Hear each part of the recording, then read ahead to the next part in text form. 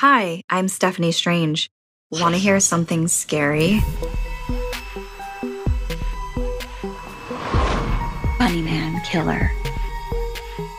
Halloween night is typically filled with fun costumes, tricks, and treats. But that wasn't the case where I grew up in Fairfax, Virginia. There, everyone was told to stay indoors on Halloween night. You wouldn't want to encounter the Bunnyman. In 1970, an infamous asylum escapee, Douglas J. Griffin, had slaughtered and eaten bunnies to survive. He then hung their skins along with what is now referred as the Bunnyman Bridge.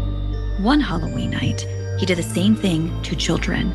Anyone who crosses a bridge at that night on the 31st of October could be next. At least that's how the story goes. But there was no way Melissa, Alec, and I were going to miss the fraternity party. Not an option. Once Melissa and I had perfected our witchy makeup, we called for Alec. I wasn't impressed to see he was just in regular jeans and a plaid shirt. But then he had a final piece of the costume, a plastic bunny mask. His red hair sticking out around it. In Fairfax, bunny costumes are considered off limits. But Alec ignored this, claiming his costume was perfect for that time of year. He hurried us out the door and we began to walk over to the party. The frat house wasn't far away, but it was on the other side of the Bunnyman Bridge. When we reached to the dreaded landmark, Mel paused.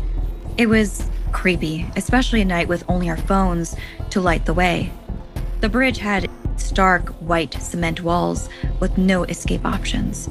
Also strange is that it looked like a rabbit hole, the darkness making under the underpass look like a warren. But what was really unsettling to myself and Mel was the legend. Was it true?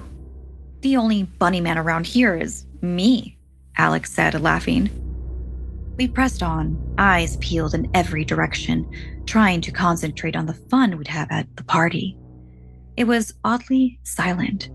No chirping crickets, no soft hoot of an owl, just dredging through the grass path, the quiet echo of the infamous bridge above us.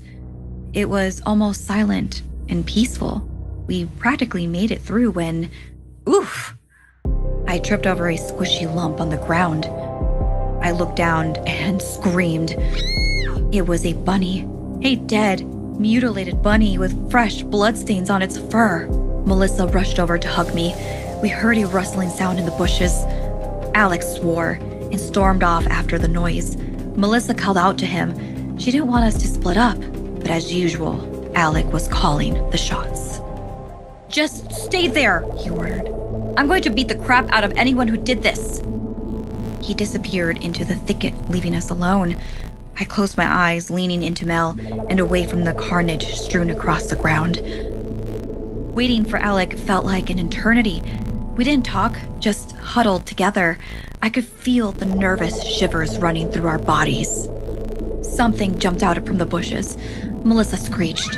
I whipped around, not knowing what I'd find, and immediately felt relief as I came face to face with Alec, who was wearing the bunny mask still. "Alec, you scared me." I punched his shoulder. Melissa shrugged and asked if he found anything, but he shook his head no. I grabbed his arm, yanking him forward. I just wanted to get to the party and away from here. We hustled down the path again toward the frat house. None of us spoke a word. I think we were all too shooken up.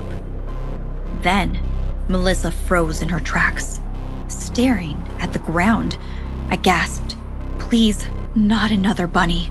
The stench of blood lingered through the air. Bile rose up my throat as the scene came into focus. Blood coated the grass, and a wave of nausea ran through me as I saw a severed human finger. And just a bit further was a lump with a plaid shirt and red hair. Alec! The bodies belonged to Alec. My legs buckled and I stumbled. As horrific as the sight was, there was even a worse predicament upon us. I spun around to face the third member of our party. The person we thought was Alec. This time, soulless eyes stared right back at me from behind the mask. the bunny man whispered.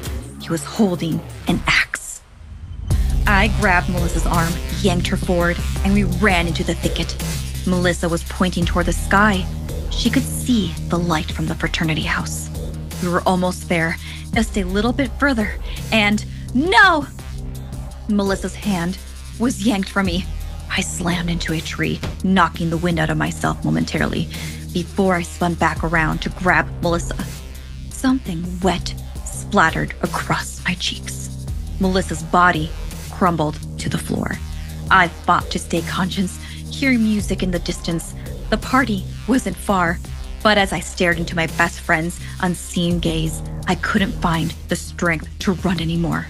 The next morning, 3 bodies were discovered just a quarter mile from Bradley, Michigan's frat house. Their murder was never found, but the Fairfax residents knew who was to blame. The scattered pieces of rabbit surrounding the bodies told them enough. There is a reason you don't go out on Halloween if you live in this particular part of town. The bunny man had struck again.